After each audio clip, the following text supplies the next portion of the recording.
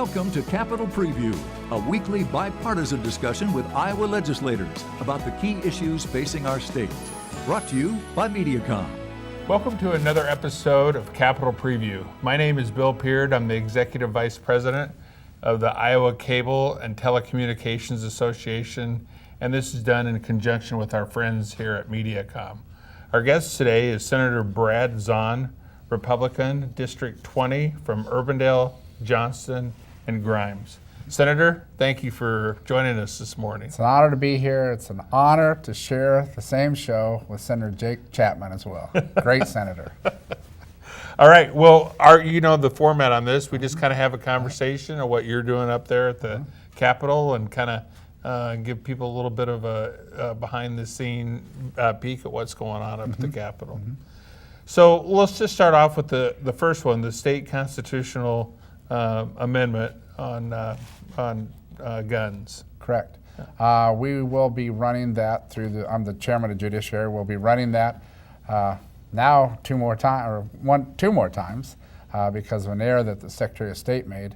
But we will allow Iowans to decide how important their Second Amendment is, because we're one of only a few states in the United States that do not have that in our state constitution. So I'll floor manage that bill. I will run it. It'll have to be done again between an election, so another General Assembly, and then ultimately the voters of Iowa will get to decide this issue. I'm interested, Senator, as you said it was because of a mistake that was made, that it was never a statewide constitutional amendment. Well, it was a mistake that the Secretary of State made in regards to publication. Okay. That is in our Constitution that needs to be done. Okay. I was very angry, very upset about that, but we got to move on from it. But ultimately, in the end, the voters of Iowa get to decide if they want to add this language to our state constitution. Okay. All right. Very good. What about sentencing reform? I know we've talked a little bit about that, but you maybe tell our people at home. Yeah, I mean, this is an issue that the state Senate did pass through and sent over to the House. Unfortunately, we ran out of time. I'm a believer that people make mistakes, and it's something that if they pay their restitution and certainly some good behavior time period, for instance, a small possession of marijuana, no intent to deliver. Unfortunately, there's too many young people and adults that are making that stupid decision to use an illegal product. But unfortunately, younger people especially, they could lose out on scholarships, maybe wouldn't be admitted to a college, and most importantly, it would haunt them for the rest of their life. So what we're trying to accomplish is maybe looking at some good behavior and then expunge that from their record.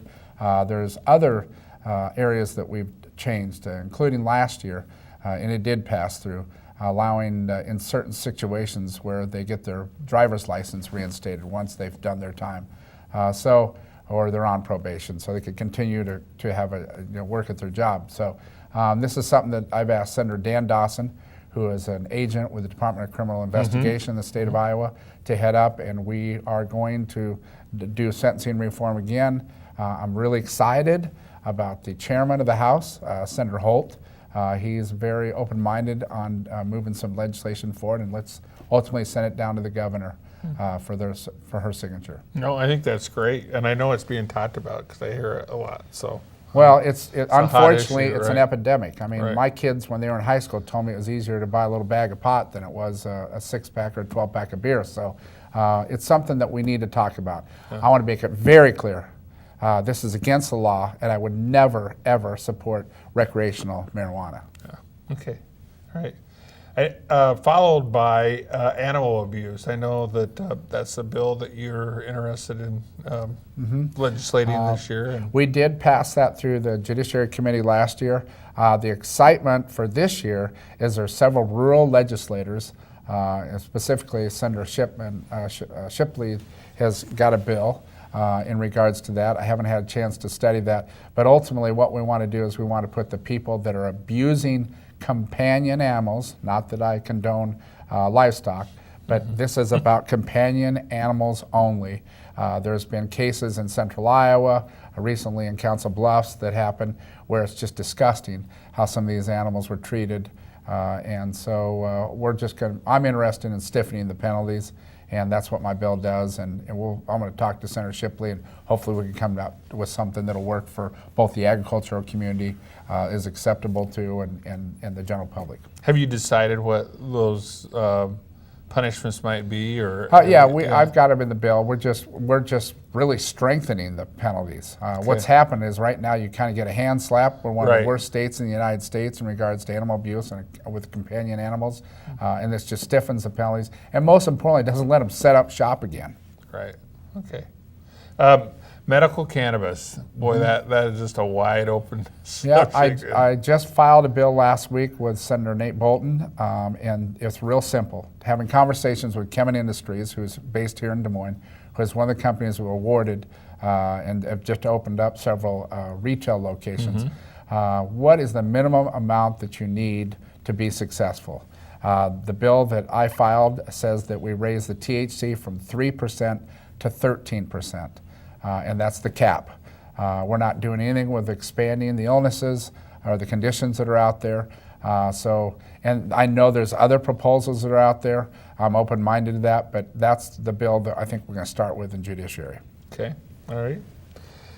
What's the cliff effect on child care? Well, what happens here is, I've heard of it. And I know that the company that I are affiliated with, we've wanted to give some of our entry-level employees a pay raise.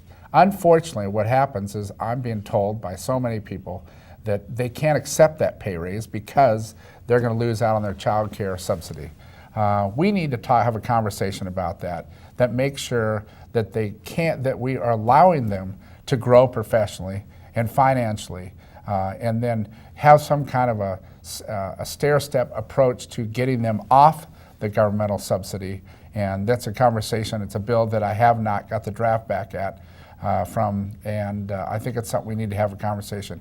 I know there's also going to probably be conversations by Senator Schultz in regards to welfare reform. We want to help people out, but we want to make sure that that we're allowing them the opportunities to get out there and be rewarded with with career and employment opportunities as well. So it's something that we're going to have a conversation with. I know that our caucus has talked about that. It's going to be a priority for us as well. It sounds well. I'm not sure where your thought process is on the traffic cameras, but I know it was one of the issues that you wanted to talk to. And have talked about. It's not my priority. Right. I've somehow become the poster boy on these traffic cameras. But it is something that we're going to run through in the judiciary and hopefully through the Senate. The good news is there's some new people down there. We never had a problem in the Senate. It was voted through in a bipartisan manner last year, 32 to 18. We as Republicans have gained more seats. Like I said, there was several Democrats that voted for this last time. It's about the Constitution. These are become, to me, abusive to the citizens. Great example is the city of Windsor Heights that I'm right next to, where they lower the speed limit on University. The people in the Des Moines area would understand this. You're going downhill, there's a camera that's permanently mounted on a pole at the top of the hill, and another one about 6 blocks down by Hy-Vee at the bottom of the hill. If that isn't a gotcha situation, I don't know what is. People are just getting sick and tired of these things because they're going up everywhere. I could give you an example. There's a community in southeast Iowa, 3,500 people that are talking about and having conversations about putting a red light camera on their town square. I'd venture to say that there's probably not a lot of accidents around that town square, but it's really disingenuous to the taxpayers and the citizens of the state of Iowa.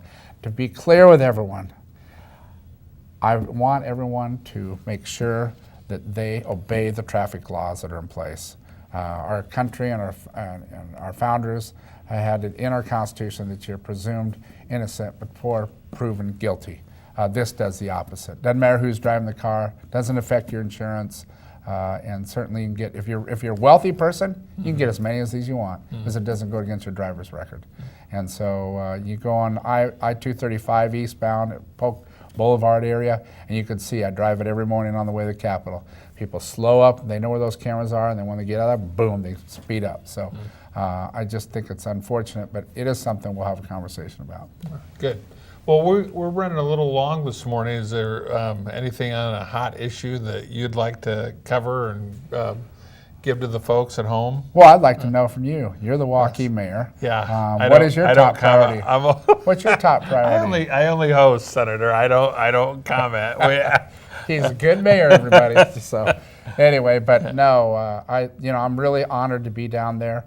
There's a lot of we're going to deal with a lot of important issues. I'd say the priority this year is we want to make sure that we enhance the environment for businesses to grow. We've done a good job of that the last few years. I think we need to have a conversation about property taxes. The Polk County Assessor was at my forum on Saturday. He said that there's going to be anywhere between a 10 to 18% increase in the assessment that we all are going to get in a couple months. And I'm telling you that people are going to be very upset about that. And I still, before the assessment kicks in, when I do door knock and talk to a lot of different constituents, these property taxes are getting out of control. No disrespect, Mayor. I know you do a good job out in Waukee, but there's a lot of cities out there that are raising their millage rate. The assessor with a 10 to 18% increase is unacceptable. And unfortunately, there's so many people that are on a fixed income that cannot afford that, and businesses as well. Mm-hmm. And so I'm very concerned about that, and hopefully we'll get something done in regards to that as well. What about I see I'm just going to get off the subject a minute about the presidential caucuses are already starting in. I see that we've already had visitors in the state. Mm-hmm. So what's your opinion on? Well, I don't really follow. The best thing that I can tell you is I don't watch the news. I try to stay away from that stuff. That's why you do a good job. But I could tell you that I haven't seen anybody on the Democratic side that impresses me one bit. I'm a big supporter of President Trump. I was recently around a big group of business people. Everybody says business has never been as good as it right now is. And I think he's doing a very good job. A lot of the people that come to my forums are upset about President Trump. Fact is, everything he's doing, he's talked about during the campaign. And here's what he's doing. He's actually following through on his promises. And so I'm a big supporter of President Trump, and hopefully he'll get reelected. Well, I appreciate your insight on everything this morning. You're an interesting gentleman, and I appreciate all the hard work you do up there at the Capitol too. Because I've known you for a long time, you're a good man. I knew when you were mayor too, and you did a great job there. So you're a good man too. So we appreciate having the Senator Zaun from Urbandale with us this morning, and we ask you to please tune in for the next episode of Capitol Preview.